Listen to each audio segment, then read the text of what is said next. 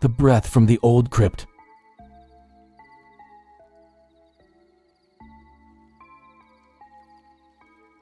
Ethan and Sarah Miller moved from the clamor of New York City to the quiet isolation of the Blackwood Manor in Salem.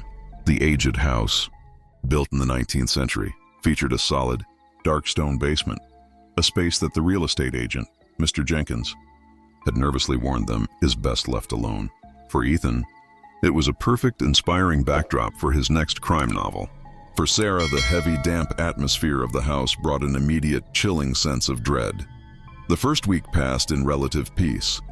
Ethan was absorbed in typing by the window while Sarah spent her time cleaning and decorating. Then came the 8th night. Around 3 a.m., the witching hour, Sarah suddenly awoke. She heard a peculiar sound. It wasn't the wind or the usual nocturnal insects. It was a breathing sound. Ethan, did you hear that? Sarah whispered, nudging her husband. Ethan grumbled and turned over. What is it, honey? Probably just a pipe. Go back to sleep. I need to finish chapter 3. But Sarah was insistent. The breathing was labored, heavy and raspy, like damaged lungs struggling for air. And it seemed to be coming from directly beneath the floorboards of their master bedroom. The next morning, Ethan, determined to find a mechanical explanation, went to inspect the basement. The heavy locked oak door finally creaked open. A blast of frigid air, smelling of sulfur and ancient earth, wafted up. Ethan shone his flashlight down. The basement was a large, empty space with gray stone walls and thick cobwebs. See, Sarah, nothing here, just an old cellar. It must be condensation or bad ventilation. I'll call a contractor. Ethan called upstairs after a thorough check. Yet the breathing was not a technical issue. It became a nightly ritual. With each passing night, the sound grew more unnerving, accompanied by a scuffling noise, as if someone was dragging a body across the stone floor, and a faint scratching against their bedroom ceiling. Sarah was worn thin from lack of sleep and terror. Ethan, I swear to you, something is down there. It's moving. It's trying to get out. Ethan's logic was wearing thin under the weight of his wife's escalating fear. He went online and dug deep into the history of Blackwood Manor. What he found turned his blood cold. The previous owner, a wealthy man named Elias Blackwood, had a son named Caleb who suffered from severe mental illness and birth defects. To protect the family's reputation, Elias had decided to lock Caleb away in a sealed crypt, referred to in old records as the prayer room, and announced the boy had died in an accident. Local lore whispered that Caleb survived down there for years, fed only through a small slit, until he finally succumbed to starvation and neglect.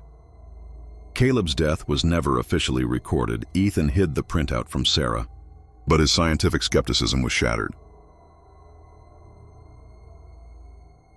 That night, at 3:17 a.m., the familiar breathing began, this time morphing into a sound of utter, hopeless wailing. That's enough! Ethan whispered, grabbing a garden spade and his professional-grade flashlight. He descended into the cellar. The beam of light sliced through the darkness. He walked towards the darkest corner he had missed before. He saw an old tapestry covering part of the stone wall. When he yanked it away, a small, black-painted wooden door, boarded shut with thick iron nails, was revealed. This was the prayer room. Ethan pried loose the last nail. At that precise moment, the breathing was heard, right next to his ear like a frigid exhalation. Daddy? A dry, weak whisper called him by a name that wasn't his. Ethan recoiled, his heart hammering. Nothing. He twisted the brass knob and opened the small door. Inside was a cramped, tiny space with a damp earth floor. All that remained was a rusty shackle bolted to the stone wall, and nestled in the dirt, a small bone structure pressed between two foundation stones. Ethan gagged. He backed away. Just then, his flashlight sputtered and died completely. The cellar was plunged into absolute darkness. He felt the icy presence. The air thickened with the smell of sulfur, and the breathing started again, but this time it was only the inhalation. Slow, deep, deliberate, and then held. Ethan scrambled back, tripping on the stone steps, and the breathing began its inhalation once more. He shrieked, scrambling up the stairs. He slammed the cellar door shut and frantically bolted the latch, his hands shaking violently. Sarah was standing above him, her face ashen. What did you see? I heard you scream. Ethan buried his head in her shoulder, fighting to catch his breath. He didn't tell her about the bone. He just said the room was empty, But Sarah saw past his lie. Ethan, She said, her tone suddenly shifting, no longer fearful, but strangely cold. you know, it followed you up.